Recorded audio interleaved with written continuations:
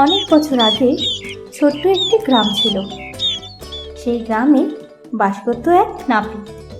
সেই নাপিত চুল কাটার সাথে সাথে ডাক্তারিও করতে পারত। ছোটখাটো অসুখ থেকে শুরু করে বড় বড় অপারেশন পর্যন্ত সে ভীষণ সহজেই করে ফেলত। কত রকমের যন্ত্রপাতি, হাতুড়ি, কড়া, ছুরি, এ সমস্ত সব কিছু ছিল তার কাছে।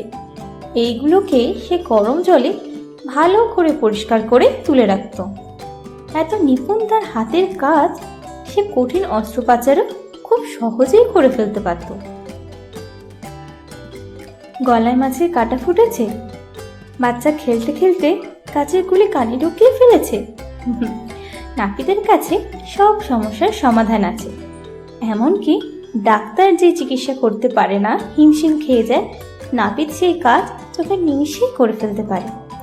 তবে তার সব রোগী ভালো হয় না, কেউ ভালো হয় আবার কেউ মারাও যায়, কিন্তু তাতে কি, সে তো ডাক্তারের বেলাও হয়। ও বাবা রে, ও বাবা, ও বাবা রে, নাপিত, দেখ না বাবা, একটু দেখ।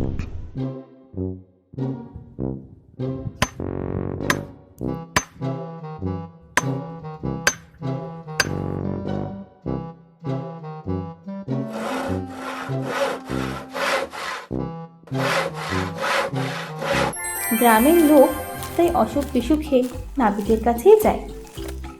ওর ভিজিট লাগে না, 1 টাকা 2 টাকা যে যা দেয়, নাপিত তাতেই খুশি। গ্রামের ডাক্তারগুলো রোগীর অভাবে আজকাল দিশেহারা হয়ে পড়েছে। একদিন তারা এক হয়ে ভাবতে বসলো, কি করে এবার রোগী ফিরিয়ে আনা যায়। কি যে দিনকাল পড়লো, আজকাল ডাক্তারি করে আর সংসার চালানো যাচ্ছে না। যা বলেছ, আগে গোটা কয়েক রোগী আসতো, কিন্তু তারাও আর আসা বন্ধ করে দিয়েছে। সব রোগী ওই নাপিত বেটার কাছে যাচ্ছে।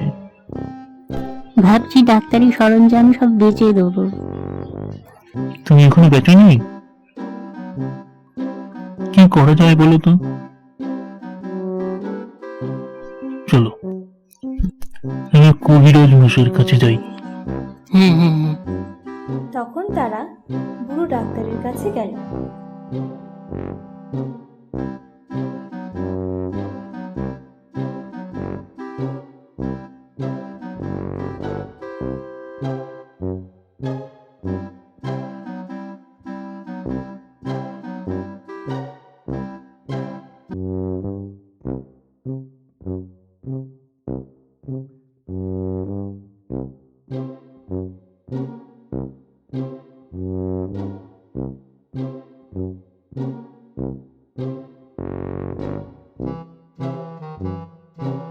বুড়ো ডাক্তার আগাগোড়া সব শুনে বললেন,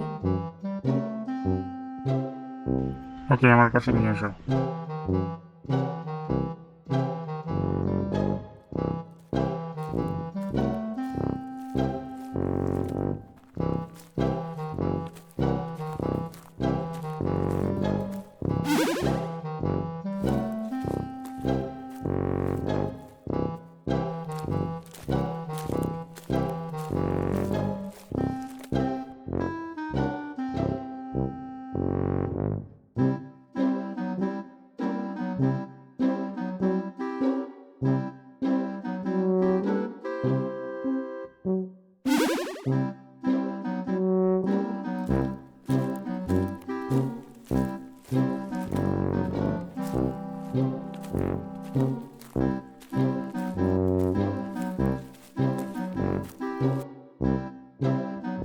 বুড়ো ডাক্তার তখন বলল, তুমি ডাক্তারি করছো যখন, আমি তোমায় শরীরবিদ্যাও শেখাবো।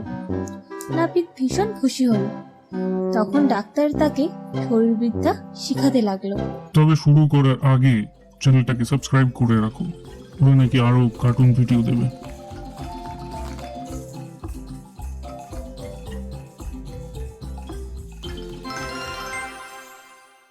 এটা ফুসফুস, এটা হৃৎপিণ্ড, এটা ধমনী। এটা কাটলে মানুষ মারা যাবে। নাপিত বুদ্ধিমান মানুষ, ভীষণ অল্প সময়ে সব শিখে ফেলত। শুধু শরীরবিদ্যাই নয়, বিভিন্ন জীবাণুর কথাও বলে দিল।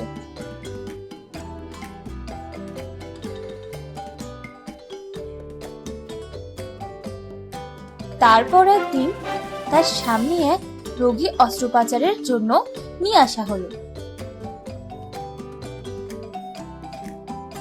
কিন্তু আজ নাপিতের হাত কেঁপে উঠল।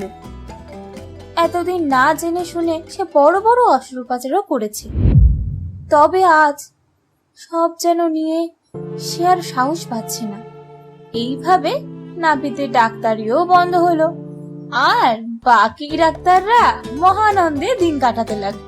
তারা বেজায় খুশি হলো, আর নাপিতের ডাক্তারি কাজ চুকে গেল।